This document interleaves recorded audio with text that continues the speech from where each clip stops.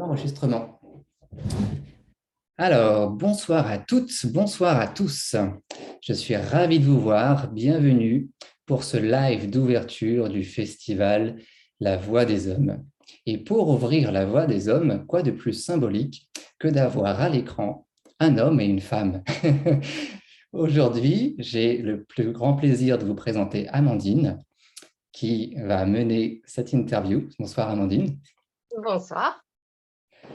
Amandine sera la principale, et même seule, unique figure féminine de tout ce festival.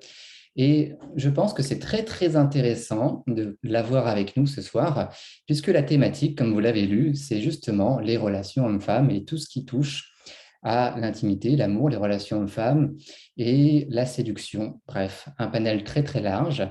Et je pense qu'un avis masculin, un avis féminin, tout ça peut nous emmener très, très loin dans l'échange, la réflexion, mais aussi le fait de plonger en soi pour voir un petit peu comment ça résonne et qu'est-ce qu'on va pouvoir visiter. Voilà un peu le programme de ce soir.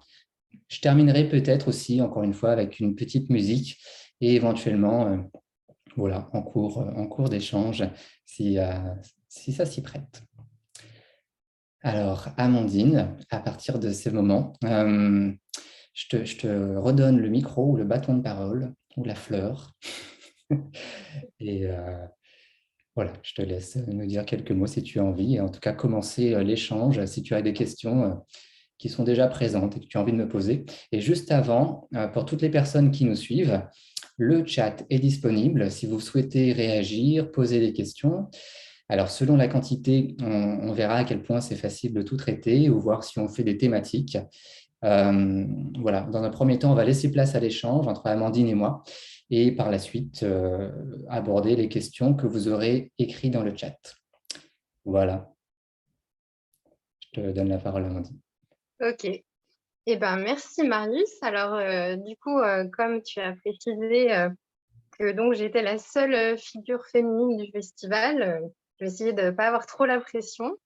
Néanmoins, je voulais quand même partager aux personnes qui sont là ce que je te montrais tout à l'heure, à savoir que je ne suis pas chez moi, je suis dans un Airbnb, donc il m'a fallu trouver un petit coin suffisamment lumineux pour que vous me voyez bien.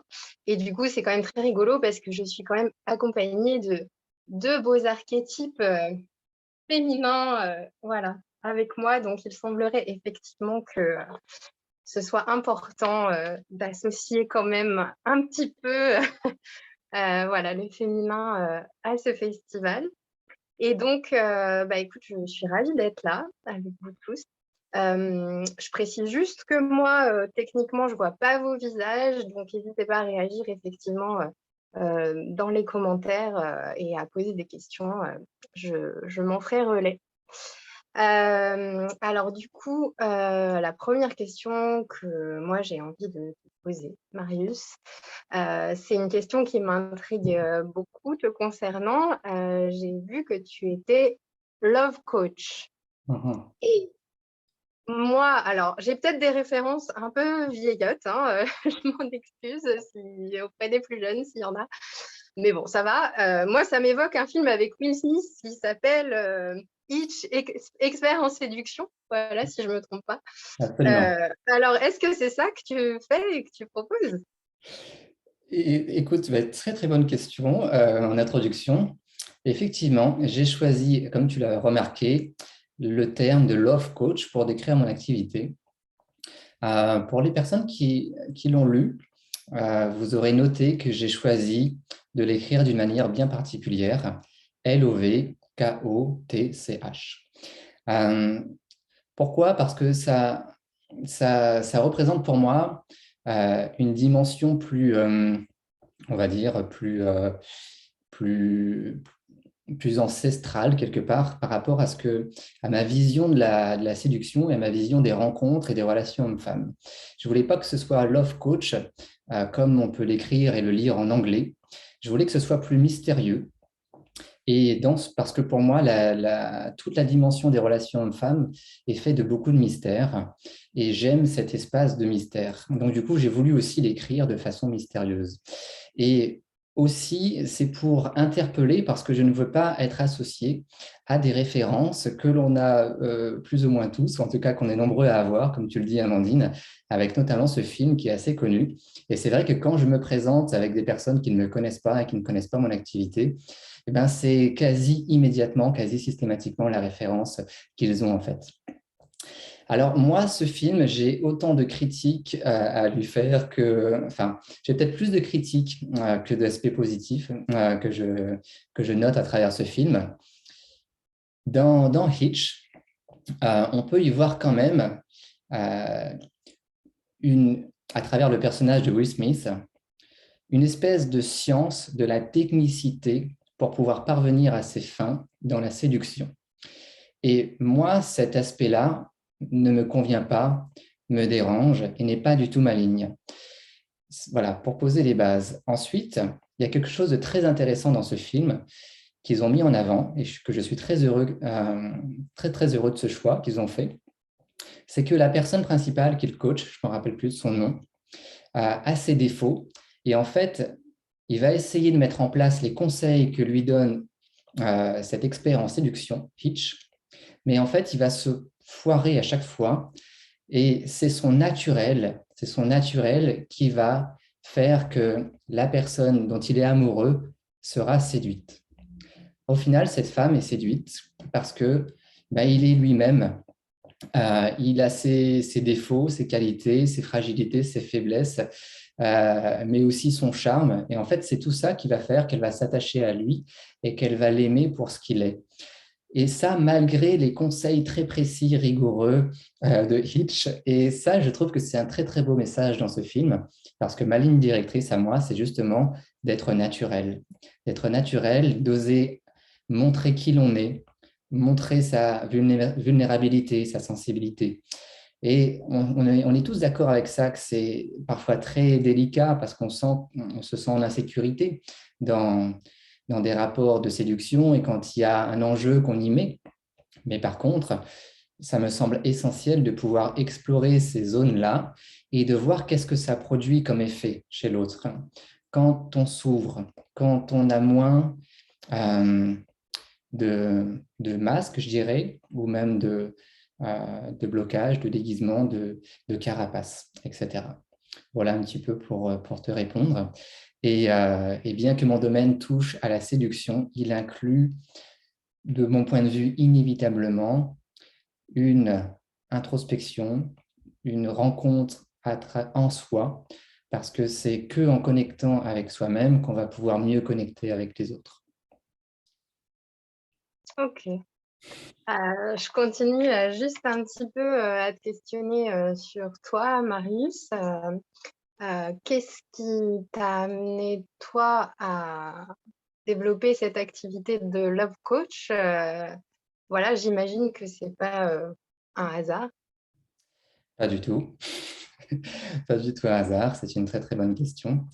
Très personnelle du coup, mais je vais montrer l'exemple de ce que je prône et parler un petit peu de mon parcours et de ma relation avec les femmes et notamment de cette sphère amoureuse, intime. Moi, je fais partie des hommes, si je remonte pas mal d'années en arrière, déjà au lycée, je fais partie de ces hommes qui sont très très timides, très très sensibles, qui rêvent de pouvoir sortir avec certaines filles sur lesquelles j'ai pu flasher, dont je me sentais amoureux et je voyais qu'elles. Et en fait, mais sans pouvoir du tout, les rencontrer. Sans jamais vivre un chouïa, un début de quoi que ce soit, de tout ce que je peux fantasmer. Et là, en tant qu'homme, en tout cas, j'imagine que c'est pareil pour les femmes, je ne sais pas. D'ailleurs, si vous voulez le dire en commentaire, c'est vraiment le bienvenu. Mais en tout cas, de mon côté en tant qu'homme, eh ben, plus ça dure et plus il y a de frustration et plus il y a des doutes qui viennent sur nous, sur nos capacités ou incapacités, sur le fait que on va pouvoir partager ce bonheur-là que la société nous vend par ailleurs énormément ou pas avec une femme. Et oui, plus ça dure et plus on se questionne sur nous-mêmes. Et là, on peut entrer dans un cercle vicieux qui est de manquer d'estime de soi Et plus on va sur ce terrain-là, et moins ça fonctionne en fait. Parce que moins on va pouvoir connecter avec l'autre, parce que quelque part, on va malgré nous, parce que tout ça est inconscient, on va malgré nous renvoyer le message qu'en fait, on ne vaut pas le coup. Voilà.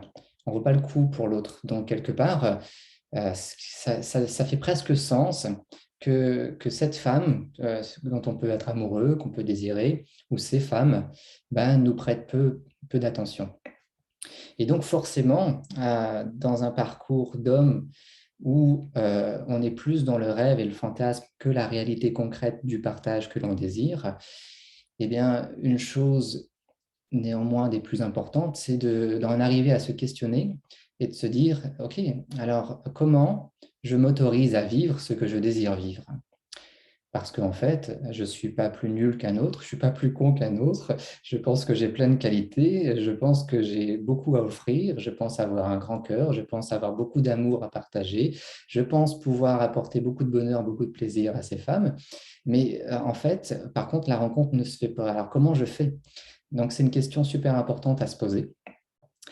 Et, euh, et, et que je me suis posée, bien évidemment. Et à partir de là, j'ai entamé tout un tas de façons de me montrer, de connecter, de percer mes propres peurs, mes propres croyances limitantes et de les dépasser progressivement et de transformer ça jusqu'à pouvoir voir, comprendre, expérimenter très très concrètement que toutes les pensées inutiles, bêtes et négatives que j'avais sur moi et que j'avais pu engrammer au fur et à mesure des années, en fait, ne reposaient sur rien. Parce que oui, je plais, parce que oui, les femmes s'intéressent à qui je suis. Oui, on partage de bons moments ensemble. Oui, elles ont envie de découvrir qui je suis. Oui, elles ont envie de partager plein de choses avec moi. Et ça, ce n'est pas que mon expérience, c'est l'expérience de beaucoup d'hommes. Sauf qu'il y a aussi, moi j'ai rencontré, je le sais très très bien, c'est aussi pour ça que j'ai choisi de faire ce métier, beaucoup d'hommes qui, malgré des années, eh bien, n'arrivent pas à faire des rencontres. Et dans une société, parce que c'est important de mettre les deux en perspective, parce que ça permet vraiment de comprendre ce qui se joue pour certains hommes, et peut-être aussi pour certaines femmes, je le pense, hein. Eh bien, plus on attend et plus on manque de confiance en soi, et moins on y croit. Parallèlement, dans une société où on nous vend quasi quotidiennement le bonheur à travers la relation amoureuse et l'épanouissement à travers ça, plus on rentre dans des souffrances importantes. Et c'est le mauvais chemin. Donc, il faut pouvoir faire un demi-tour complet pour pouvoir casser tout ce qui nous a amenés dans la mauvaise direction et nous autoriser à vivre ce qu'on désire vivre. Et que dans l'absolu, je suis on ne peut plus convaincu pour l'avoir vérifié plein de fois, c'est ce que attendent beaucoup d'hommes et beaucoup de femmes. Ok, merci. Merci Marius pour ta sincérité qui a été saluée aussi par plusieurs personnes. Cette vulnérabilité, cette mise à nu. Du coup, c'est aussi le thème que tu as choisi ce soir, autour duquel voilà, tu as choisi de partager ce soir avec moi, la relation homme-femme mise à nu. Donc, en quoi elle aurait besoin d'être mise à nu, cette relation, selon toi? Est-ce qu'il y a des choses qu'on ne voit pas au premier abord, qui sont un peu cachées? Voilà, à quoi tu pensais, voilà, à travers cette thématique quand tu l'as proposée?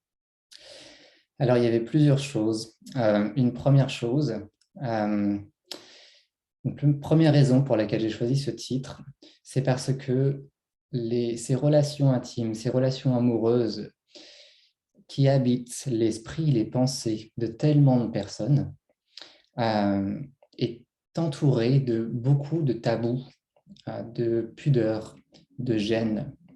Donc, on pourrait en parler à la base parce qu'il y a de quoi se comprendre très, très facilement les uns les autres. Mais malgré tout, c'est entouré de beaucoup de gêne, beaucoup de pudeur, beaucoup de tabous, alors que ça n'en a pas tout à fait l'air. Et c'est ça qui est intéressant à voir, parce qu'on en parle beaucoup, donc ça donne l'impression qu'il n'y a pas de tabou.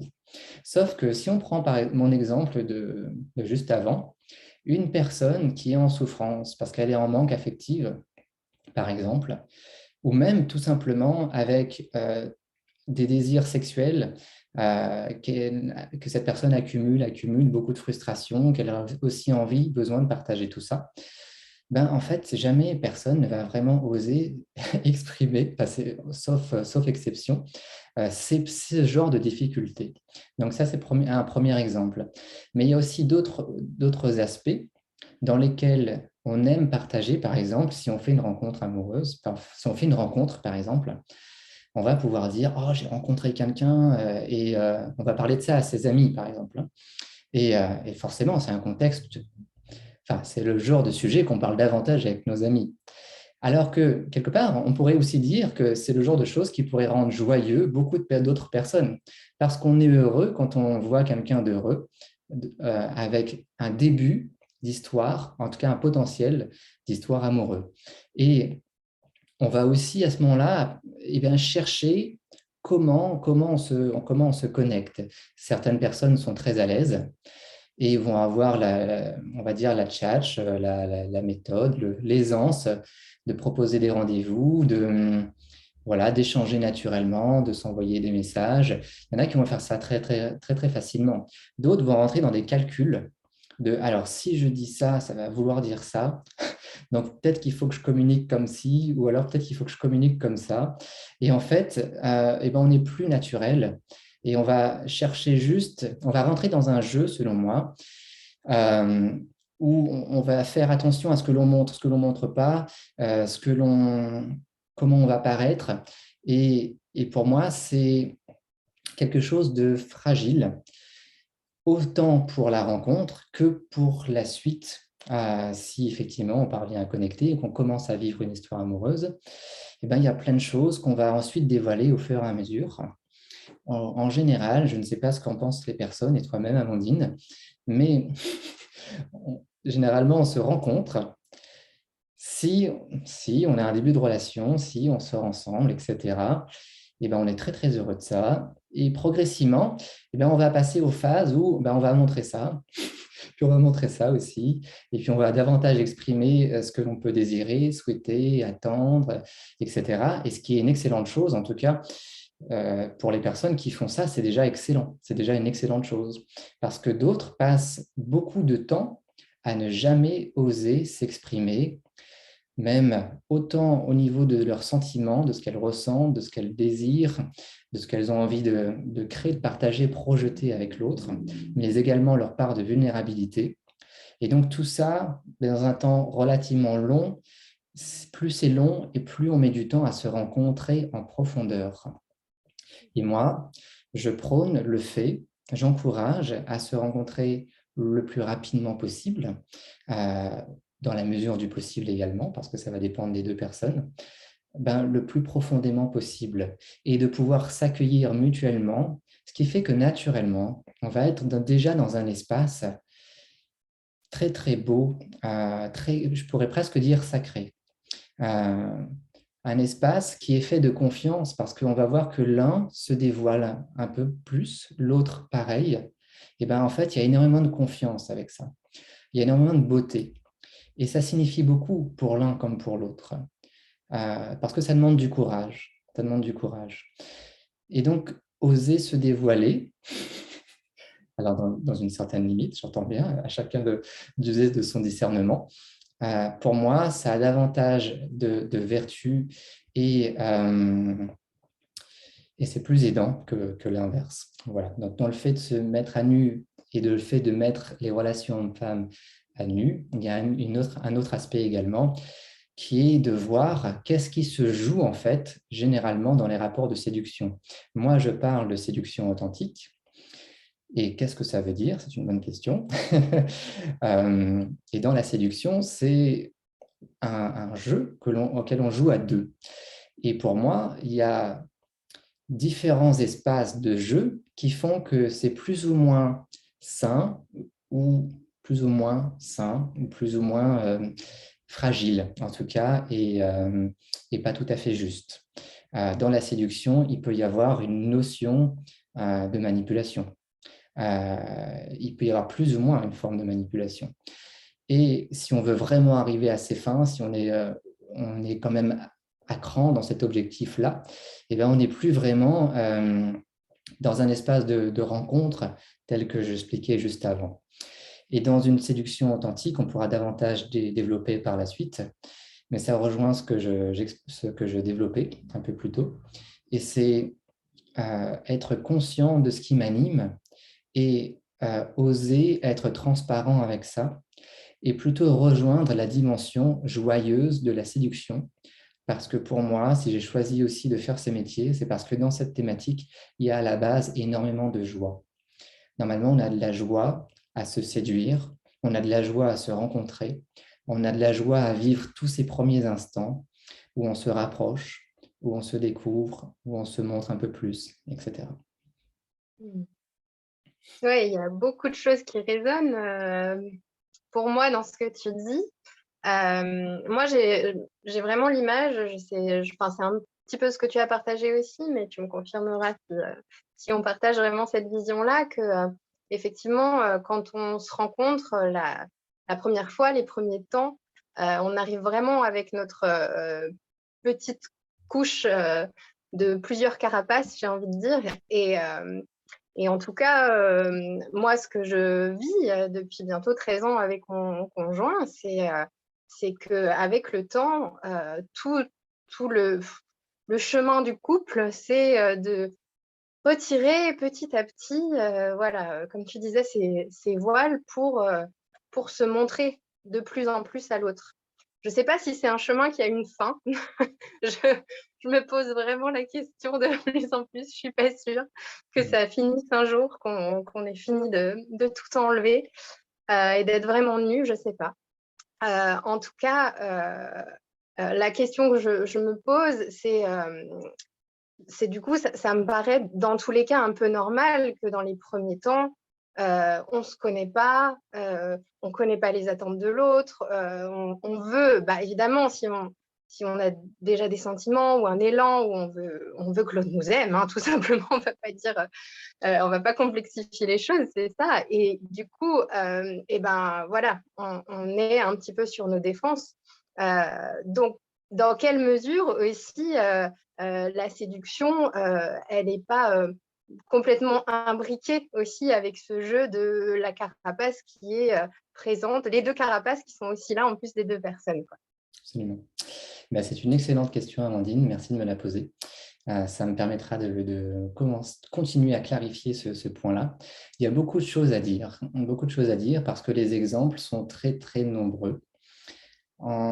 Tu as raison sur le fait qu'il y a des parties de nous, enfin, en tout cas, même si j'encourage à oser se montrer, oser se dévoiler avec authenticité, il est évident qu'il y a beaucoup de choses qu'on ne va pas montrer d'emblée, ne serait-ce que pour la simple raison que ça va faire fuir l'autre très très rapidos, et donc du coup ça va être contre-productif. Voilà. Ensuite, si on a mis des carapaces, c'est pour de très très bonnes raisons.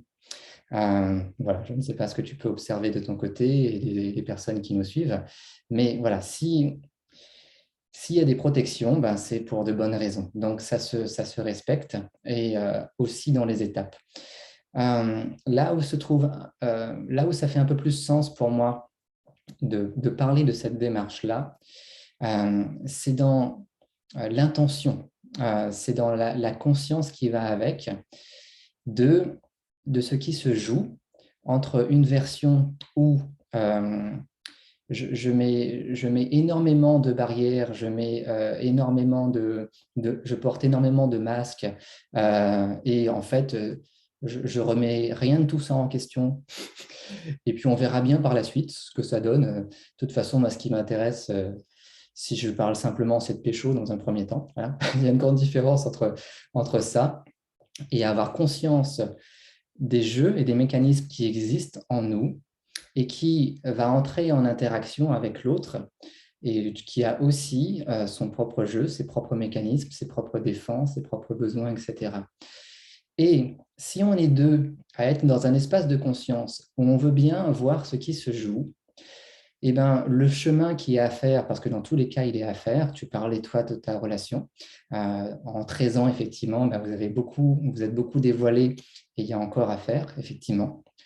Eh ben, dans la mesure où on a à se rencontrer et dans la mesure où on a à cœur de partager une relation ensemble, je me dis qu'à la fois c'est un accélérateur, mais c'est plus qu'un accélérateur, c'est au-delà de l'aspect temporel qui est pour moi secondaire, c'est la qualité de ce qu'on va pouvoir partager et éprouver plus rapidement.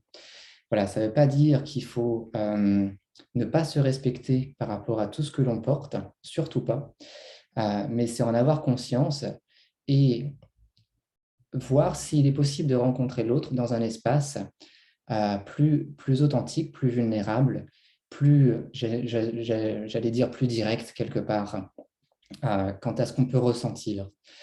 Parce que de la même manière où on a des peurs de se montrer, de se dévoiler, on a aussi, comme je le disais juste avant, justement, des peurs d'exprimer nos sentiments. Ça fait très peur. Ça fait très peur parce que derrière, ben, on a peur de souffrir. Donc, c'est la dernière des choses qu'on veut, surtout dans une relation amoureuse. Et pourquoi pas essayer à la fois de faire attention à ça, parce qu'on en a la responsabilité pour nous-mêmes, et en même temps, pourquoi pas rencontrer l'autre dans un espace plus authentique et plus vulnérable, en exprimant ben justement ce qui peut être là comme peur et comme frein, mais par contre, sans sacrifier, sans sacrifier la beauté, le naturel des sentiments qui sont là. Et justement, tu parles de sentiments Sentiments et euh, désirs même, je dirais, parce que ça se et respecte. désirs. Ouais. Oui. Du coup, la pensée qui m'est venue, je la trouve intéressante parce que je pense que c'est un petit peu aussi un lieu commun. Je ne sais pas si finalement il est vrai ou pas, et peut-être que tu peux donner ton avis là-dessus vis-à-vis de ce que tu observes avec les personnes que tu accompagnes. Est-ce que a priori les hommes ont plus de difficultés à parler de leurs sentiments? Est-ce qu'ils ont plus de facilité à parler de leurs désirs que de leurs sentiments, ou pas forcément? Voilà, j'aimerais bien avoir ton avis là-dessus. Très très bonne question et il est très difficile d'y répondre. Par contre, je peux vous partager ce que j'observe. Je connais beaucoup d'hommes qui ont du mal à exprimer, partager leurs sentiments et même leurs désirs. Euh, voilà, ça c'est ce que j'observe. Mais je connais énormément d'hommes qui, dans les débuts de relations ou même dans des relations qui ont commencé à grandir depuis quelques mois, voilà, pour rester sur les débuts de relations dans un premier temps, qui me font part du fait que leurs partenaires femmes ont du mal également à exprimer leurs sentiments. Euh, on- on- qui se sentent également, j'entends et je perçois à travers leur retour, leurs témoignages, qu'elles ont également ces craintes-là de se dévoiler, euh, peut-être trop vite, peut-être trop tôt. Donc du coup, de nouveau, on rentre dans des calculs et on rentre dans des jeux de il y en a un qui attend, mais l'autre aussi attend. Donc c'est qui va l'exprimer en premier, qui va oser, qui va oser s'exprimer en premier.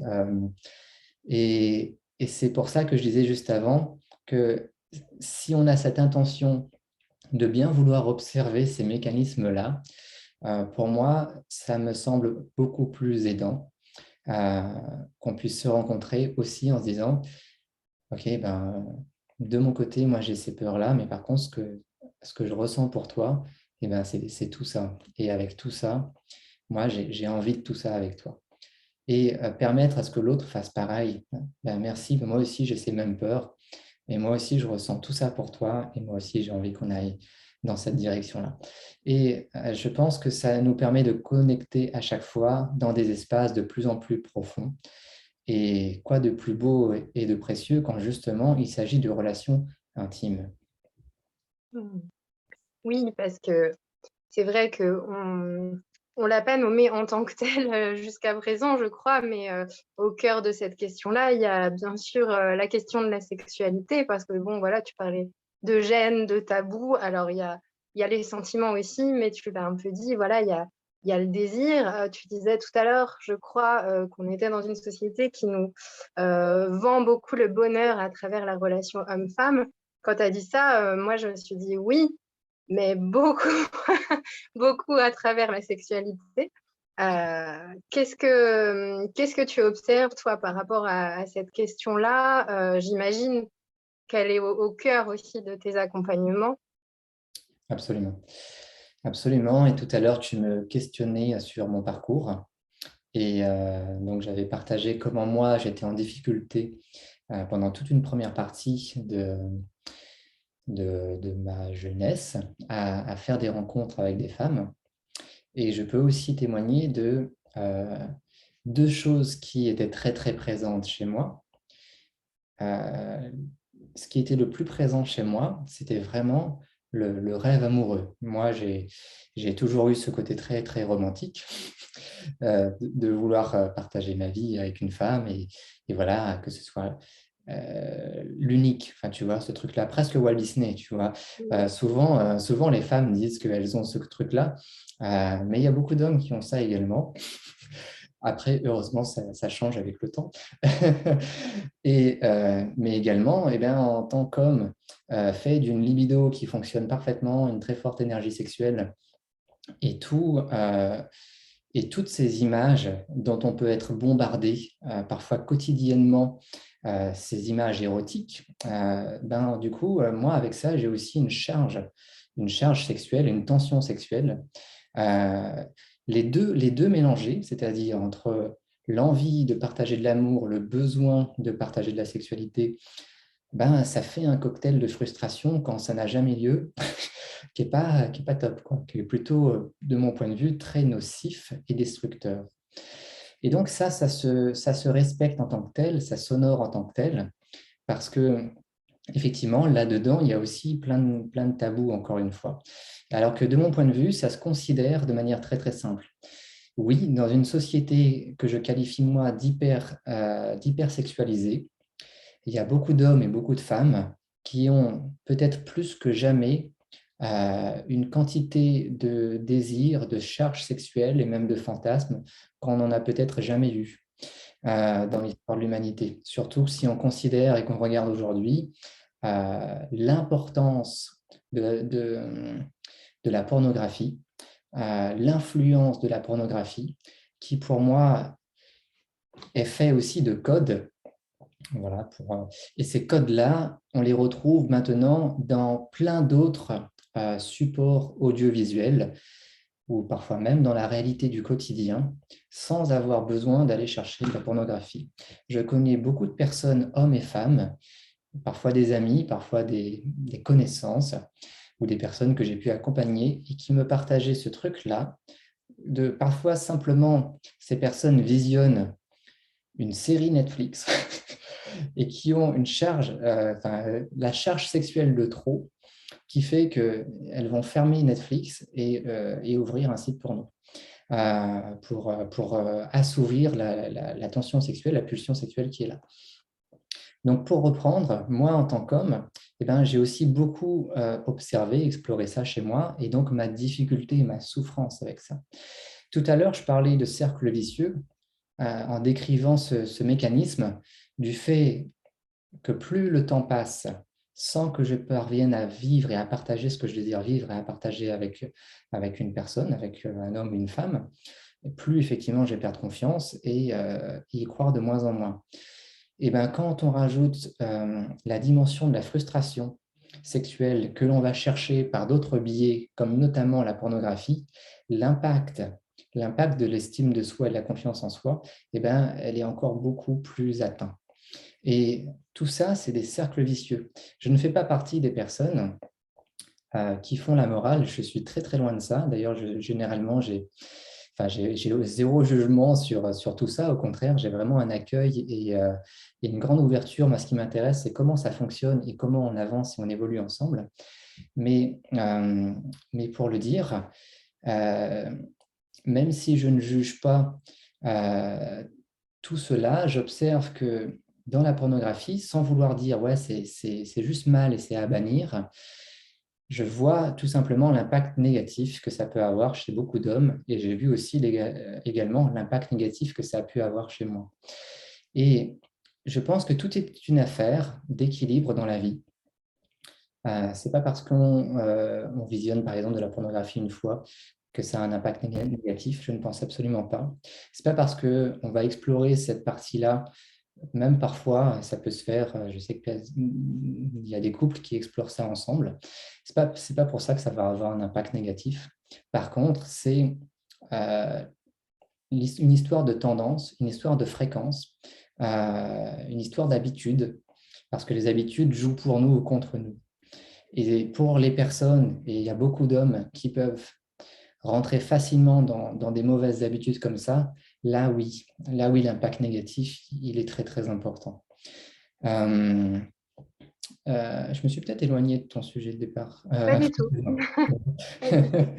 Enfin, voilà, en tout cas, oui, la dimension du désir est aussi due, de mon point de vue, à comment on est surstimulé, comme on l'a peut-être, encore une fois, je pense que je peux enlever le peut-être, je crois. On n'a jamais été autant stimulé dans l'histoire de l'humanité qu'à l'heure d'aujourd'hui, et sans avoir à le chercher. On se balade dans le métro, on a des affiches publicitaires, on est sur un site Internet quelconque, et en fait, on a une charge aussi érotique parce que du coup, on nous vend des choses à travers le corps d'une femme, à moitié dénudée, etc. Donc, il y a pas, on regarde une série, et puis en fait, aujourd'hui, la plupart des séries sont interdites au moins de 16 ans parce que la sexualité y est de plus en plus fréquente et banalisée. Donc, tout ça, ça crée beaucoup de charges sexuelles, de stimuli comme on n'en a jamais eu. Et pour moi, c'est super important de pouvoir parler de ça comme tel, parce que je pense qu'il y a beaucoup, alors, il y a beaucoup de honte, beaucoup de honte, beaucoup de gêne pour les hommes pour parler de tout ça. Et de mon point de vue, ils sont plus victimes qu'autre chose, hein. Pour moi, beaucoup d'hommes sont plus victimes de cette influence-là, de comment ils se sont laissés prendre peut-être par un engrenage qui, à la base, on est tous pareils. On n'a pas l'esprit pollué par je ne sais quelle quantité d'images. Donc, pour moi, ils sont plus victimes qu'autre chose. Et je pense, même si je parle là des hommes, parce que j'ai plus l'habitude des témoignages des hommes, je pense que c'est la même chose pour des femmes également. En tout cas, quand tu parles de ça, le lien que je fais moi, alors il pourra peut-être paraître étrange ou pas, mais c'est celui de l'adolescence. Alors je me permets aussi, parce que je sais que tu as une sensibilité aussi particulière pour la jeunesse, et je suis moi en tout cas particulièrement voilà, touchée par ce public-là et par ces questions-là, parce que l'adolescence, ça a forcément un lien pour moi avec tout ce dont on parle, parce que c'est à ce moment-là que intervient cette montée d'énergie sexuelle, intervient le début de ces relations hommes-femmes. Et je suis vraiment touchée en te disant ça, parce que vraiment, vraiment, c'est quelque chose qui me tient à cœur, parce que de par mon métier aussi, j'ai été amenée à les côtoyer beaucoup, et du coup à voilà, forcément aborder ces questions-là, ou à justement ne pas les aborder, avoir des difficultés à le faire, parce que voilà, tu parlais de honte, de gêne, etc.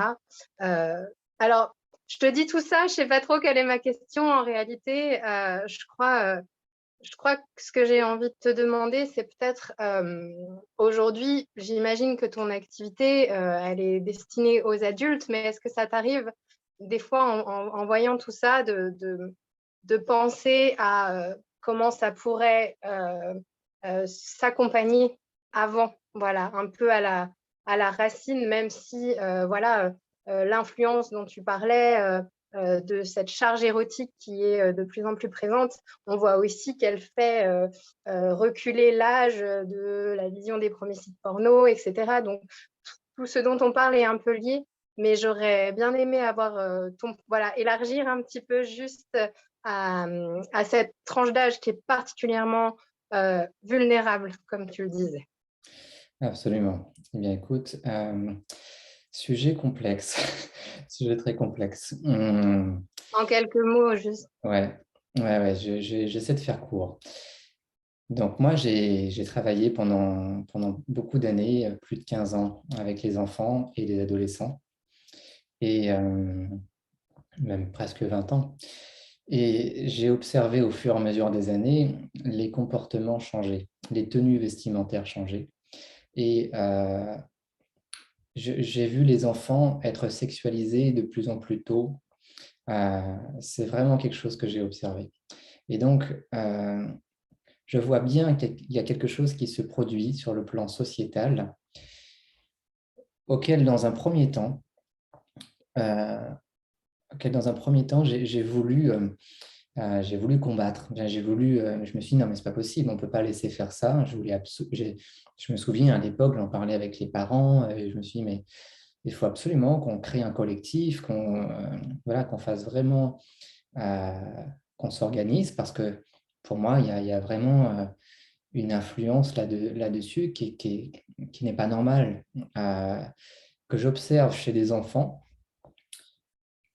que je n'observais pas 10 ans, 15 ans avant, et que je n'observais pas chez moi quand j'étais enfant, quand j'avais leur âge. Donc, je vois bien qu'il y a une influence sociétale. Mais alors, je ne suis pas résigné, mais il y a quand même une désillusion, si je peux dire, sur le fait que j'ai réalisé à un moment donné, ça a switché, je me suis dit, mais en fait, ça nous échappe complètement. Ça nous échappe complètement.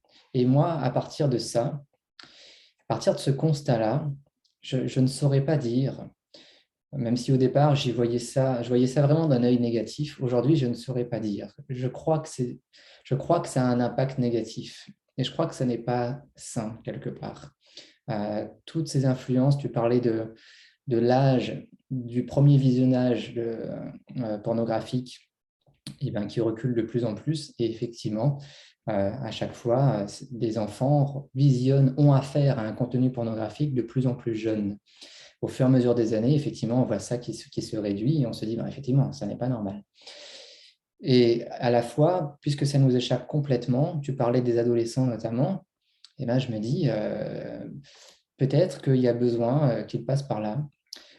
Peut-être qu'il y a besoin peut-être qu'ils ont besoin d'avoir affaire à, ces images, euh, à ces influences-là, pour peut-être passer à autre chose. Et quand je dis à autre chose, c'est vraiment davantage se connaître et vivre la sexualité qui est la leur. Parce que la sexualité qu'on reproduit par influence, que ce soit pornographique ou autre chose, bah, ce n'est pas encore la nôtre. Ce n'est pas celle qui nous fait vibrer. Et d'ailleurs, idéalement, ça se découvre aussi à deux. euh, Parce que quand on se rencontre à deux, eh bien, on a nos expériences respectives. Et pour moi, c'est l'espace d'intimité qu'on va pouvoir explorer l'un et l'autre qui va faire qu'on va pouvoir danser, se découvrir, s'aimer de plus en plus à travers la sexualité également. Mais pour répondre à ta question concernant les adolescents, je ne sais vraiment pas euh, comment, comment il est possible de les accompagner à travers tout ça. En tout cas, c'est tellement vaste ouais, que j'ai du mal à imaginer ça. Il y avait une question tout à l'heure que j'ai vu passer qui évoquait le tantra. C'est vrai que c'est une. Alors, depuis, c'est pareil, hein, là, depuis quelques années. Alors, ça suit toute la vague du développement personnel, mais en tout cas, je pense qu'on n'a jamais eu autant qu'aujourd'hui l'occasion de faire un stage de tantra, de découvrir le tantra. Mixte, pas mixte. Bon, j'imagine qu'il y a plein de variantes différentes aussi, de durée, etc. Est-ce que pour toi, alors voilà, est-ce que c'est une voie que toi tu as suivie? Est-ce que si oui, tu y as appris des choses ou est-ce que tu vois des corrélations avec toi, ton activité dans cette philosophie, cette pratique? Je ne sais pas comment on peut la nommer. Voilà, en tout cas, un peu de son avis là-dessus parce que c'est quelque chose aussi, je trouve, qui a une grande place aujourd'hui. Donc, dis si tu peux nous dire ce que tu en penses. Très bien. Alors, il y a plusieurs formes de tantra et de mon côté, j'ai plus pioché parfois à travers des livres ou à travers même parfois vidéos également, des choses qui me parlaient, mais sans jamais en faire une voie ou une pratique dédiée. Voilà, on parle du tantra, on parle certaines personnes parlent du slow sex. Moi, j'établis des liens entre les deux. Et pour reprendre ce que je disais juste avant, pour moi, ce qui compte, c'est de trouver une sexualité à travers laquelle on s'épanouit et dans laquelle il y a le moins de dualité possible, c'est-à-dire entre des pratiques que l'on qualifierait ou que l'on jugerait de déviantes, de pas normales, etc. Et d'autres parties qu'on jugerait de plus positives, de plus belles, de plus sacrées. Si j'emploie ces mots-là, en parlant d'un côté et de l'autre, c'est parce que moi, j'ai beaucoup évolué dans le milieu de la spiritualité. J'ai un chemin spirituel très important. Et il y a cette dimension binaire qui est quand même très, très présente et qui a été marquée chez moi pendant très, très longtemps. J'ai beaucoup jugé des types de sexualité pour choisir, préférer d'autres types de sexualité. J'ai beaucoup refusé des types de relations pour choisir un type de relation, etc. Et au fil de mes expériences et de mon propre chemin, ce que j'ai été amené à faire et qui fait sens pour moi, c'est de réunir toujours plus. Ah, ok, il y a ces parts-là chez moi, il y a ces besoins-là chez moi, il y a ce besoin d'explorer tout ça chez moi, et il y a aussi tout ça qui compte pour moi, qui me nourrit, qui fait sens pour moi. Et c'est comment j'explore tout ça, et comment en explorant tout ça, je me rencontre de plus en plus. Et je parviens à trouver, même s'il ne s'agit pas de quelque chose à trouver de défini, qui ne changerait plus, bien entendu, tout est mouvement, tout évolue, mais trouver et partager toujours plus une sexualité dans laquelle je m'épanouis, et idéalement une sexualité dans laquelle nous nous épanouissons, euh, l'un et l'autre des partenaires, des amants. Mmh. Et alors, finalement, tu accompagnes seulement des hommes et des hommes et des femmes ensemble? Alors, même si on parle beaucoup depuis tout à l'heure de relations, voire de début de relations, etc., pour répondre à ta question en deux points, premièrement, moi j'accompagne les personnes à faire des rencontres et si elles le désirent, à aller un peu plus loin dans les débuts difficiles, on va dire, qui entoure le date, le ou les premiers rendez-vous, voilà, pour faire connaissance, pour voir à quel point ça match et voir où est-ce qu'on peut aller ensemble. Mais j'accompagne surtout sur les blocages intérieurs qui nous empêchent de faire des rencontres ou qui rendent difficile la rencontre avec l'autre. Donc ça, c'est vraiment ce que j'ai choisi. Et j'ai aussi choisi d'accompagner dans un premier temps, jusqu'à il y a très très peu de temps, je pourrais presque dire quelques jours, j'ai choisi d'accompagner uniquement jusque-là des hommes. Pourquoi j'ai fait ce choix-là? C'est un souci, je ne sais pas si c'est d'intégrité ou de légitimité, je ne sais pas quel est le bon mot exactement, mais je me disais dans un premier temps, moi je sais ce par quoi je suis passé en tant qu'homme. Voilà, j'ai parlé de mes frustrations, de mes désirs, de mes rêves, de mes fantasmes, de mes doutes, mes questionnements, manque de confiance en moi, manque d'estime en moi. Je sais tout ce par quoi je suis passé psychologiquement, psychiquement en tant qu'homme. Et Et du coup, à travers ce parcours-là, dans lequel j'ai ressenti, expérimenté dans ma chair et débloqué et aussi compris et intégré d'autres choses dans ma chair, dans mon quotidien, eh bien, je me suis dit, ben, je peux davantage aider les hommes parce que je vais savoir en fait qu'est-ce qu'ils vivent, ce qu'ils vivent. Je vais savoir en fait, je vais mieux comprendre leurs questionnements, je vais mieux comprendre leurs difficultés et ce qu'ils désirent, etc. Et c'est le choix que j'ai fait. Mais il y a une anecdote assez rigolote à te partager, c'est que depuis le début où j'ai lancé mon activité, j'ai à peu près 4 fois plus de demandes de femmes que d'hommes.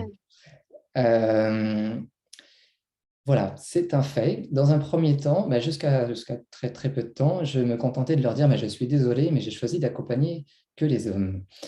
Et pourtant, je le précise, toute ma communication a été basée, ciblée pour les hommes. Mon site internet, ma chaîne YouTube, mes cartes de visite, mon groupe Facebook, en fait, tout est indiqué pour les hommes. Mais pourtant, j'avais 4 fois plus de demandes de femmes et j'ai processé avec ça.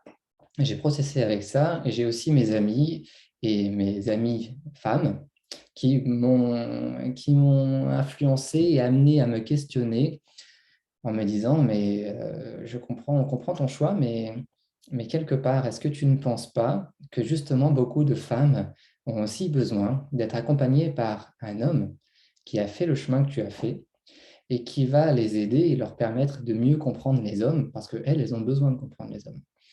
Et en rajoutant que, puisque je suis aussi également très sensible, très à l'écoute, très intuitif et sur le plan psychologique, j'ai aussi pas mal de compétences, qualité et lecture, en me disant, en plus, tu vas également pouvoir les comprendre. Donc, du coup, tu combines les deux, et pour elle, je pense que c'est très intéressant. Et j'avoue que ça a fini par me convaincre. Donc, à présent, j'ai ouvert effectivement mes accompagnements également aux femmes. Et depuis que j'ai fait ça, il y a un espace en moi qui est beaucoup. J'étais déjà joyeux d'accompagner les hommes. Je suis toujours. Il y a un nouvel espace joyeux en me disant, en fait, ça fait sens en fait de pouvoir accompagner les hommes et les femmes. C'est une nouvelle dimension et je sais que ça va moi aussi en tant que coach, me faire cheminer encore davantage. Je me dis que ça va être au service des uns et des autres. Et je suis sûr et certain que ce sera le cas. J'aurai les témoignages des femmes que j'accompagne d'un côté et que je vais pouvoir mieux partager avec les hommes et les hommes d'un côté que je vais mieux pouvoir partager avec les femmes. Mmh. Oui, et puis on touche à l'aspect universel aussi, je crois, des problématiques. Oui, voilà, l'union du masculin et du féminin, en tout cas pour moi, c'est aussi voilà, retrouver la racine de ce qu'on a de commun et d'universel. Et j'en profite aussi pour te poser la question. Je pense que j'ai la réponse, mais c'est vrai que depuis le début de cette conversation, on parle beaucoup d'hommes, de femmes. Je trouve qu'on vit une époque formidable où, voilà, aujourd'hui, et sur beaucoup de plans, on commence à proposer d'autres choses, d'autres manières de penser qui ne soient pas forcément binaires. Donc, j'imagine que tes accompagnements voilà, vont au-delà du genre et il s'agit avant tout de la relation amoureuse. Tout à fait. Il s'agit avant tout de la relation amoureuse, il s'agit avant tout de comment on parvient à connecter avec l'autre, comment on parvient à se montrer de manière plus authentique et créer un espace de connexion et de partage à travers la clarté que l'on peut avoir de nos intentions et sentiments, besoins, etc. Et ça, effectivement, c'est au-delà de l'orientation sexuelle, etc. Après, moi, je suis hétérosexuel, donc je connais à travers mon parcours uniquement ces rencontres avec les femmes avec qui j'ai partagé de l'amour et de l'intimité, de la sexualité. Donc, je vais peut-être avoir plus de difficultés à accompagner des personnes qui ont d'autres orientations sexuelles. Mais il est évident que on a tous ce même besoin à la base, qui est de se rencontrer, qui est de connecter, qui est de partager et qui est d'être plus heureux à travers tout ça. Et du coup, qu'est-ce que ce serait quoi pour toi, on va dire un petit peu le point commun entre toutes les personnes que tu accompagnes, que tu as pu accompagner? Est-ce que, alors, tu as parlé voilà, de cette difficulté à se montrer tel que l'on est. Est-ce que c'est ça qui va faire la différence, comme tu le disais au début, entre quelqu'un... parce que c'est vrai que je réfléchis depuis tout à l'heure et je me dis, en général, bah, c'est vrai que soit on fait partie des personnes qui n'ont pas forcément eu de difficulté à faire des rencontres amoureuses, et tu parlais du lycée dans ton parcours, ou plus jeune, enfin en général ça se met en place assez tôt, soit effectivement il y a des personnes qui ont plus de difficultés voilà, à faire des rencontres. Chez ces personnes-là, voilà, c'est quoi la corde sensible, c'est quoi l'endroit où ce pas-là a plus de mal à se faire? Alors, avant de te répondre, je vais préciser quelque chose, parce que peut-être je l'ai mal exprimé, mais j'évoquais les débuts du lycée parce qu'effectivement, ça a été là pour moi où j'ai commencé effectivement à davantage me projeter et davantage prendre conscience des difficultés que je partageais juste avant. Mais ça a duré très longtemps. Donc, ça a duré très, très longtemps. Ça a duré de nombreuses années. Et si j'ai du mal à y mettre un chiffre exact, c'est parce que je suis passé par différentes phases. Et d'ailleurs, il est intéressant de partager aussi que même quand j'arrivais à être en relation avec des femmes et à avoir des copines, eh ben, je voyais que ça n'avait pas changé le manque de confiance en moi. Un peu comme si, quand la relation s'arrêtait, il n'y avait pas eu de déclic concernant ma valeur, concernant l'estime de moi, concernant le fait que, ben oui, c'est possible et en plus, je mérite. Et voilà. Tu vois, c'est un peu comme si il y avait quelque chose qui ne prenait pas dans le fond.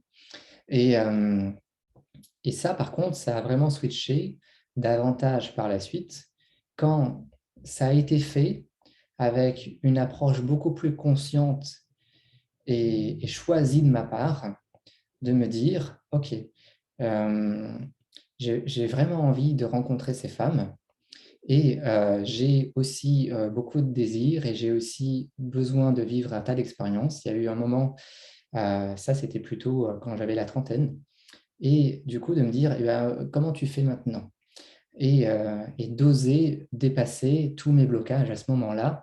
Et là, c'est devenu très concret.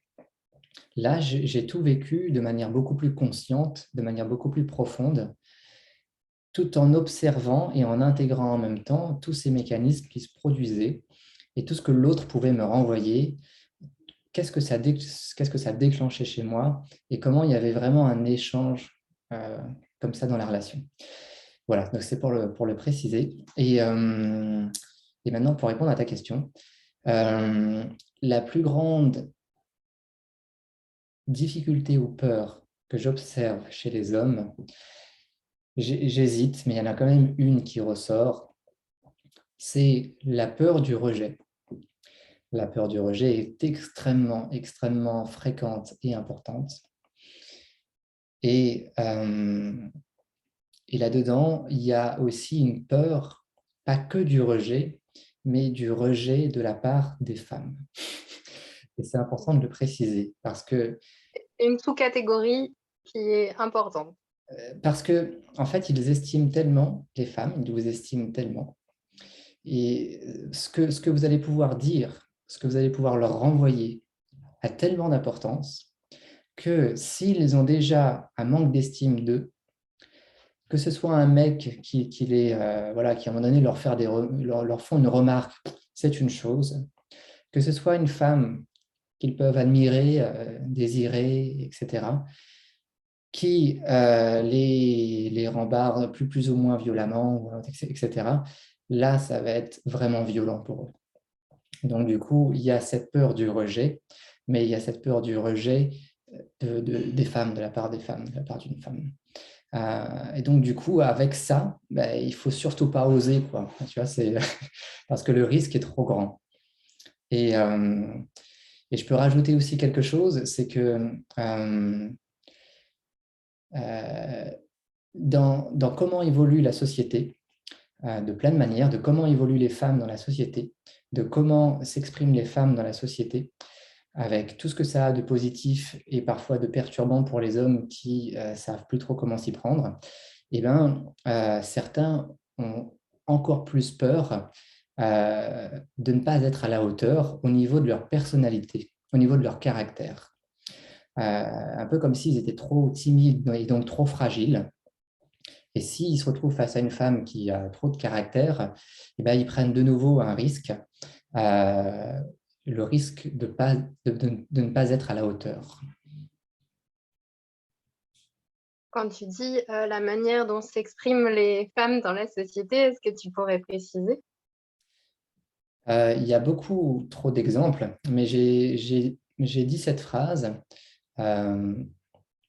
parce que je pense que les femmes savent beaucoup mieux ce qu'elles veulent et attendent peut-être, sont dans une autre position qu'il y a quelques années en arrière ou des dizaines d'années en arrière, ou encore plus si on remonte sur différentes générations, de l'homme qui va l'idée et de elles qui vont se laisser l'idée. Et pourtant, je remarque aussi dans mon entourage que beaucoup de femmes ont cette envie de se laisser l'idée avec un masculin entreprenant, confiant, en tout cas qui montre ces dimensions-là de leur masculin, confiant, entreprenant, mais qui en même temps ne laisse pas forcément place à ça. Et en même temps, il y a aussi des hommes, comme je viens de le dire, s'ils sont un peu plus en fragilité ou en manque d'estime, en manque de confiance, qui vont avoir davantage de mal à se positionner et beaucoup de questions vont naître à ce moment-là. Il y a aussi, pour le dire, après c'est un vaste sujet. Dans ma dernière interview, on parlait avec Christian Junot, il y avait un volet qui parlait du féminisme. Et le féminisme aujourd'hui, ça ne veut pas dire grand-chose parce qu'il y a plein de formes de féminisme très, très différents. Très, très différents. Moi, j'ai beaucoup d'amis qui se disent féministes, quasiment toutes les femmes d'ailleurs se disent féministes. Quelque part, c'est presque normal dans la mesure où toutes ces femmes sont dans ce désir d'avoir autant de possibilités, autant de légitimité, autant de valeurs dans une société jugée de patriarcale. Maintenant, il y a tout un tas de positions, de discours, d'énergie qui sont très, très différents, à tel point que même différents mouvements féministes ne se retrouvent pas entre elles et même se tapent dessus et se critiquent. Parce que les visions, les objectifs et les discours et même les raisons de leur motivation et de leur lutte et de leur discours sont parfois très différents. Et donc, après avoir partagé ça rapidement, il y a aussi un type de féminisme qui est très vindicatif et qui est très jugeant, très critique et assez violent envers les hommes. Parce qu'il n'y a presque plus de distinction entre n'importe quel homme et l'oppression et la souffrance due à un type de masculin sur plusieurs siècles à travers le temps. Et donc, ce manque de discernement, de distinction, fait que beaucoup d'hommes arrivent en étant très, très apeurés, très, très inquiets, à ne pas savoir, en fait, s'ils vont dire la bonne chose et parce qu'on parle là de rencontres et d'oser aller aborder, ils ne vont même pas savoir s'ils sont en droit, si ça va être bien accueilli, si c'est légitime ou pas, s'ils vont être considérés comme des hommes qui respectent encore les femmes, s'ils osent aller aborder, par exemple. Et donc, ça, c'est quelque chose que j'observe énormément. Et d'ailleurs, je fais des micro-trottoirs depuis quelques temps qui vont bientôt paraître sur ma chaîne YouTube. Je donne la parole à des hommes et à des femmes sur différentes thématiques. Et sur une thématique, j'ai voulu justement demander la question aux femmes et aux hommes. Ben, qu'est-ce que vous pensez du fait d'oser aborder quelqu'un qui vous plaît? Et là, on voit plein de réponses très, très différentes. Et puisque je parlais des femmes juste avant, et justement pour mieux illustrer pourquoi les hommes peuvent craindre le fait d'aborder davantage qu'auparavant, eh ben, j'ai vraiment de tout. J'ai des femmes qui me disent, ça ne se fait pas. Ça ne se fait pas, c'est pas du tout le lieu, c'est pas du tout la place, on n'a pas à venir nous importuner. C'est très clair pour elles. Il y a d'autres femmes qui disent, ben, ouais, ça dépend comment c'est fait, parce qu'il y en a plein qui sont lourds, qui sont chiants, etc. Et effectivement, et malheureusement, ils entachent la réputation, l'image de la plupart des hommes qui sont, pour le plus gros pourcentage, nettement très, très respectueux. Et il y a aussi d'autres femmes qui vont me dire, ben, en fait, ben, nous, on n'attend que ça. En fait, on a besoin que l'homme soit entreprenant. On a besoin qu'il fasse la démarche. On a besoin qu'il vienne parce que c'est son rôle. Donc, on voit que c'est très, très différent. Et les personnes, les hommes qui ont déjà des difficultés au début, ce qu'ils vont retenir, ce n'est pas la minorité de femmes, en tout cas la minorité parce qu'on ne les entend pas. Ce n'est pas en tout cas ces femmes-là qui disent ben oui, allez-y les hommes, soyez courageux, osez montrer ce qui vous anime, osez montrer vos sentiments, osez vous respecter, on en a besoin, on en a envie en tant que femme, parce qu'il y a plein de femmes qui tiennent ce discours-là. Ce n'est pas ça qu'ils vont retenir. Ils vont retenir non, tu n'as pas à venir me parler. Parce que moi, tu me déranges. Et voilà.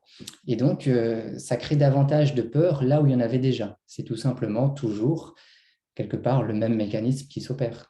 On trouve des raisons pour ne pas dépasser les barrières et les freins qui sont déjà existants. Presque, on en rajoute de nouveaux. Après, même si j'ai mentionné ça, c'est un vaste sujet, mais il a son importance. Il a son importance. Vaste sujet, en effet. Vaste sujet qui pourrait ouvrir beaucoup de débats. En tout cas, quand tu évoquais tout ça, et un peu au début, tu parlais, alors je ne sais plus comment tu l'as dit, de la tendreté, c'est pas la tendresse, je ne sais pas comment le dire, mais du cœur d'un homme et de comment les hommes pouvaient être touchés, impactés en fait par le feedback, le retour des femmes. En tout cas, moi, en tant que femme, je ne cesse d'en prendre conscience avec le temps, mais force est de constater qu'il me faut du temps pour vraiment en avoir conscience, parce que j'ai cette représentation que sur un certain plan, l'homme est fort et c'est pas simple, voilà, d'imaginer d'emblée voilà, ce cœur moelleux et tendre qu'est celui de l'homme, mais néanmoins magnifique voilà, quand on y accède. Et puis, l'autre chose aussi qui me venait quand tu parlais, c'est finalement ce que j'entends dans tout ce que tu dis, et ça a traversé un peu ton discours au fil de cet échange, voilà, de tout ce qui est autour de nous, en fait, à l'extérieur, voilà, les images, les courants de pensée, voilà, les courants militants, voilà, tout ce qui se passe. Et j'ai l'impression que ta démarche, finalement, c'est avec, j'imagine, hein, la pratique spirituelle qui a dû te guider là-dedans, mais de réaccompagner les personnes au centre d'elles-mêmes, dans leur intériorité, pour peut-être trouver ce chemin d'accès à cette mise à nu dont tu parles, et si je comprends bien, que tu proposes d'enclencher en douceur, mais dès le début de la relation, pour voilà, s'ouvrir le plus rapidement possible et profiter le plus rapidement possible de ce qu'elle a. Est-ce que c'est ça? Merci Amandine pour ce résumé, parce que c'est un résumé très très juste. Et je rajouterais même que j'ai parlé effectivement de beaucoup d'obstacles, beaucoup de freins, et justement, nous sommes les premiers à nous les mettre. Après, il y a une histoire, hein, il y a l'histoire de notre vie qui fait que. Donc ça, quelque part, dans les premières années de notre enfance et même adolescence, on ne l'a pas choisi. Donc en fait, on se construit d'une certaine manière. Après, s'ajoute à ça, effectivement, les différents paramètres de notre société qui viennent nous impacter encore différemment. Et moi, ce que j'encourage les hommes à faire dans mon accompagnement, mais de manière générale pour ceux qui nous écoutent, mais quelque part, je pourrais presque donner le même conseil aux femmes. Je donne le même conseil aux femmes, c'est de s'écouter pleinement, c'est de se respecter pleinement. Et en fait, plus on se connaît, plus on est au clair sur ce qui nous anime, plus on est conscient de notre vraie valeur, non pas celle qu'on essaie de montrer, non pas celle qu'on va se donner à travers quelque chose, une action, une activité ou que sais-je, comme des badges qu'on rajouterait sur notre blouson, mais parce que vraiment, on a pris le temps d'aller se connaître toujours plus en profondeur et de respecter tout ce qui est là en soi. Les parts les plus vulnérables et les parts les plus belles, les plus puissantes. Et plus on est dans cet espace-là, plus on est dans ce chemin-là intérieur, et plus on va pouvoir honorer ça et savoir vraiment ce que l'on veut et s'autoriser ce que l'on veut. Et ça fera d'ailleurs un tri beaucoup plus simple, parce que parfois, on croit vouloir partager certaines choses avec certaines personnes, mais on est dans beaucoup de projections. Et on n'est pas vraiment dans une rencontre concrète où on voit à qui on a affaire et dans laquelle on a aussi montré qui on était. Et plus on montre réellement qui on est, et plus on voit vraiment à qui on a affaire, et plus ça va très très vite, quelque part, c'est au service de tout le monde, de se dire, ok, bon, bah, ok, j'ai peut-être, voilà, je vois mes projections et peut-être que j'ai d'autres choses à partager avec quelqu'un d'autre. Mais au moins, c'est clair, et l'autre, plus c'est clair, plus je peux l'exprimer et plus l'autre peut se positionner. Et ça, c'est des beaux cadeaux. C'est très, très des beaux cadeaux parce que c'est plus fort, c'est plus rapide, c'est plus clair, c'est plus aidant, c'est plus confortable. Bref, ça a son lot de vertus. On arrive bientôt au terme de cet échange et j'ai vu passer une question à propos de, eh ben, concrètement, qu'est-ce que tu proposes, toi, pour accompagner, donc pas seulement ces hommes, mais nouvellement, voilà, ces hommes et ces femmes, toutes les personnes voilà, qui pourraient avoir été sensibles voilà, à ta vision des choses. Voilà, concrètement, qu'est-ce que tu leur proposes? Quelles différentes formes d'accompagnement tu effectues avec elles?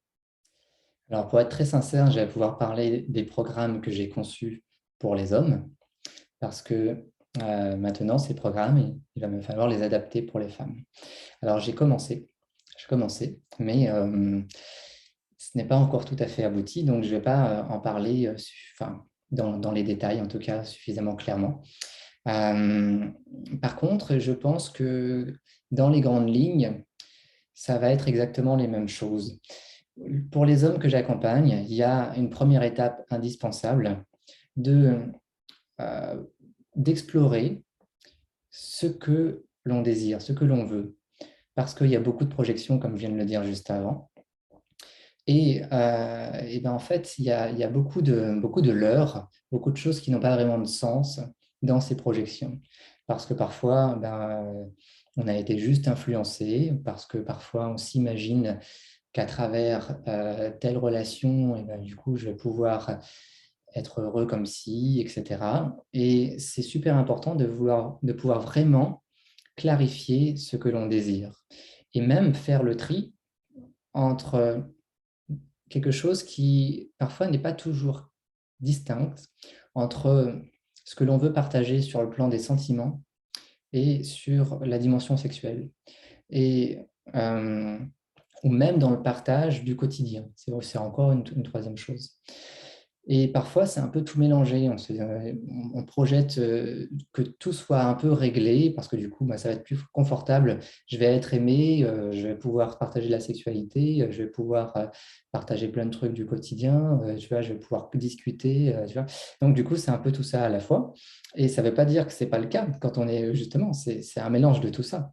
Mais plus on est au clair sur ce qui nous anime, et mieux c'est pour pouvoir avancer. Et pourquoi je dis ça? Parce qu'en fait, j'ai des hommes qui pensent vouloir une relation amoureuse et en fait, ils ont cumulé trop de frustration sexuelle. Et dans un premier temps, il y a ça qui est beaucoup trop vivant. Il y a ça qui prend beaucoup trop de place. Si on va creuser un peu plus. Et d'autres, c'est l'inverse.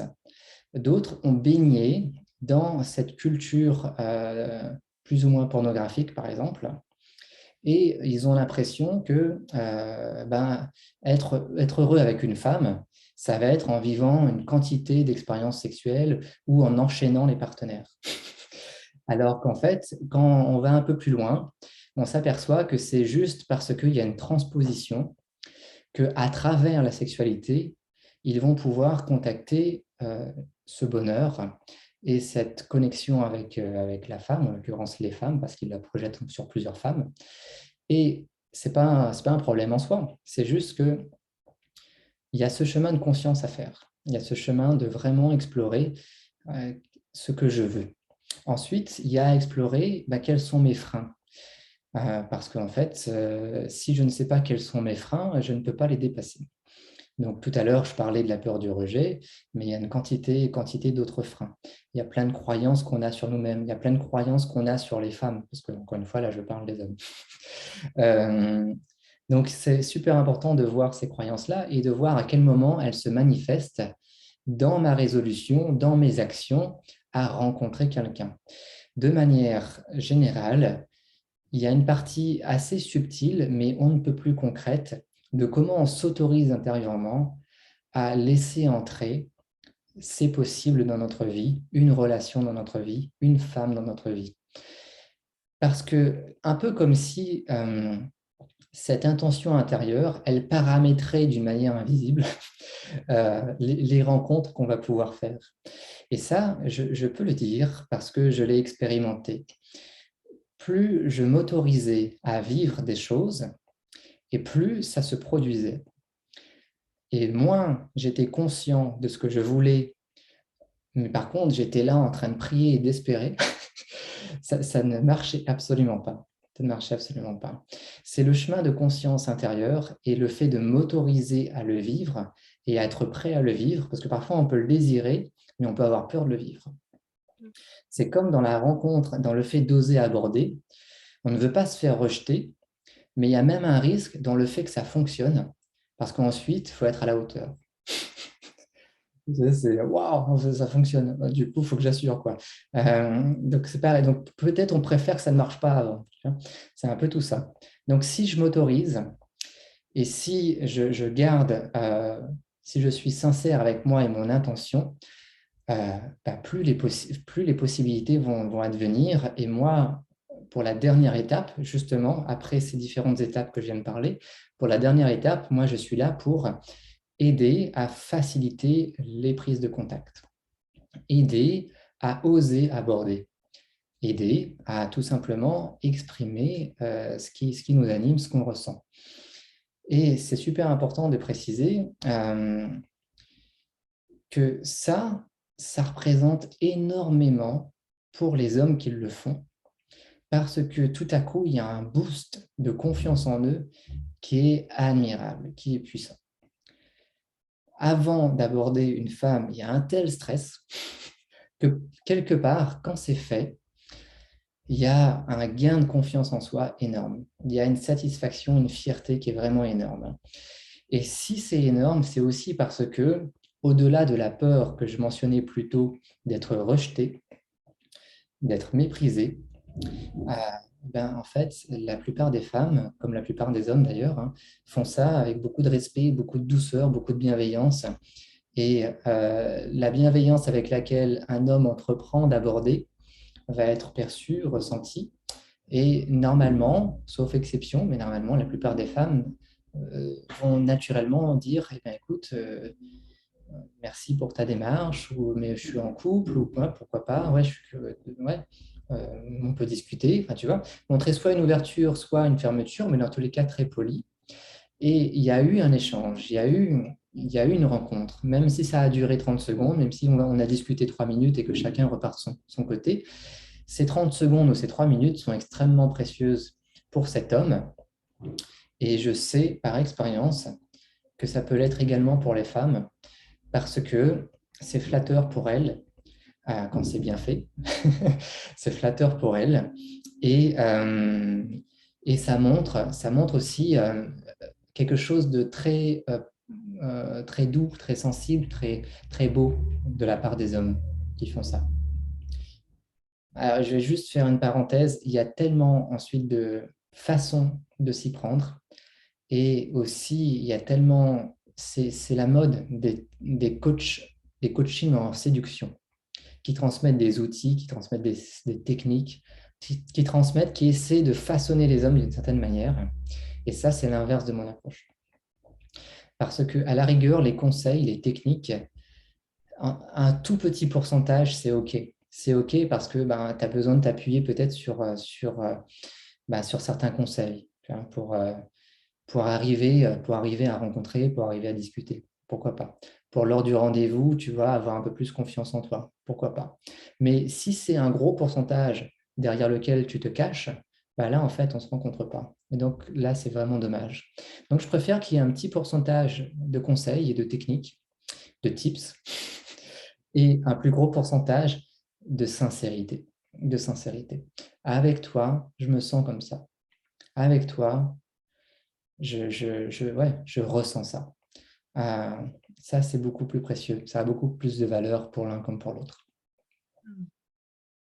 Et bah, merci. Et plus précisément, il y a une question qui est passée par rapport un peu, oui, je pense, au format et aux outils que tu utilises. Est-ce que cet accompagnement se fait en échange avec toi, en présentiel ou pas? Est-ce que c'est plutôt sous forme collective, en stage? Comment ça se passe? Alors, jusque-là, c'est en individuel. Et par contre, depuis le début, j'ai très, très envie d'accompagner des groupes. Et donc, c'est quelque chose que je vais concrétiser dès le 6 juin, donc le 5 juin, pardon, 5 juin prochain, en présentiel. Maintenant, pour reparler dans l'aspect individuel, les premiers temps de rendez-vous se font en visio parce que c'est plus pratique, parce qu'on est tous très éloignés, très occupés, etc. Donc, c'est très facile de se connecter en visio.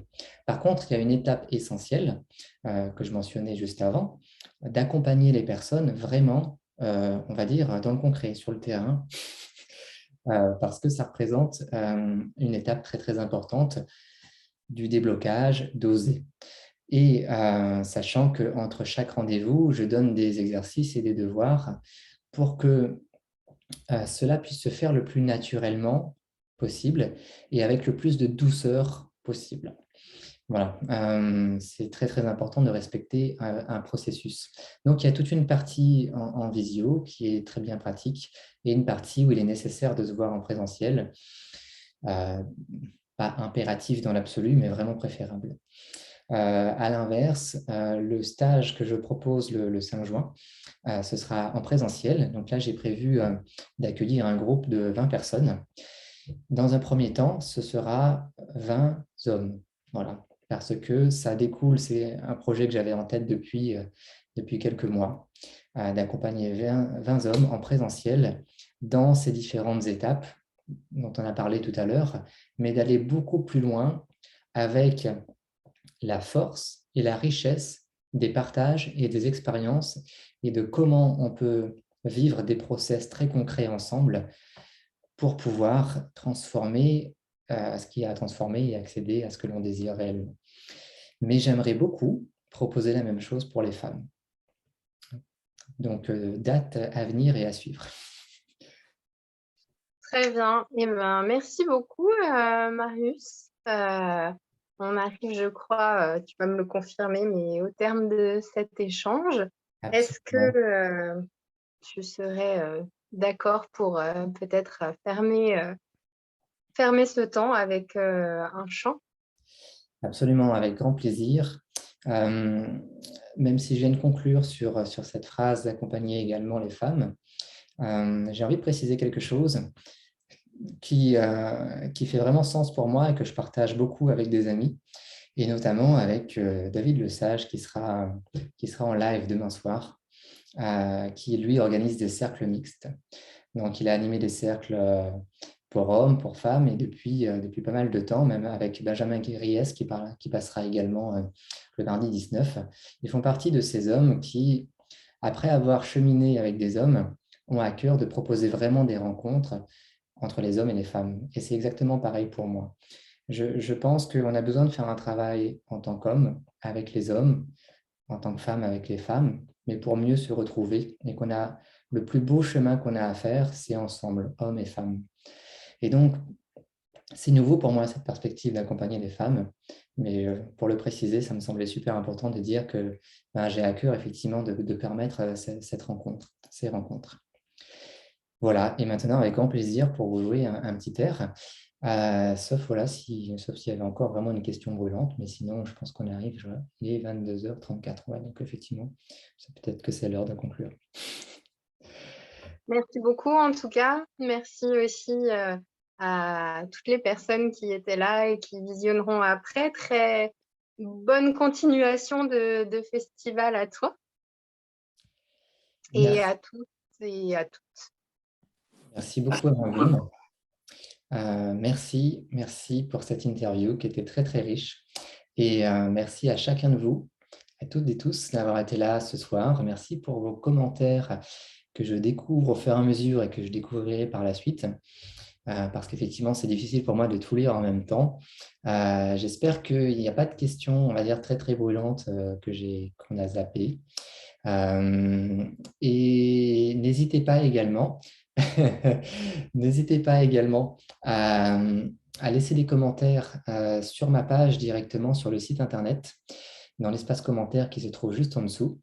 Comme ça, ces commentaires-là vont pouvoir rester pendant très longtemps, et je pourrai également les partager par la suite. Je vous propose du coup, suite à ton invitation, un petit chant pour conclure.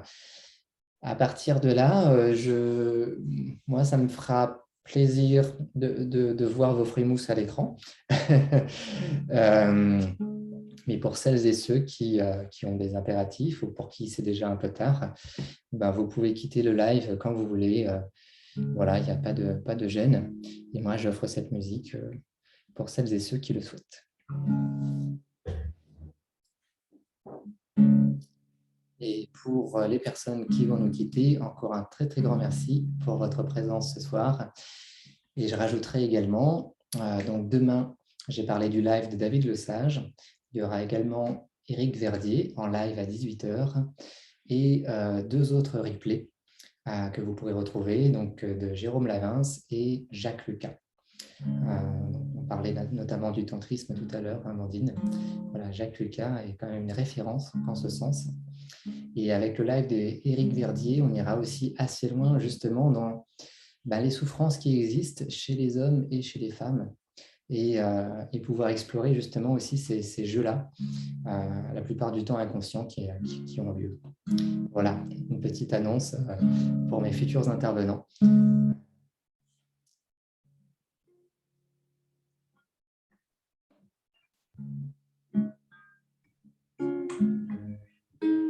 Je vais accorder la guitare.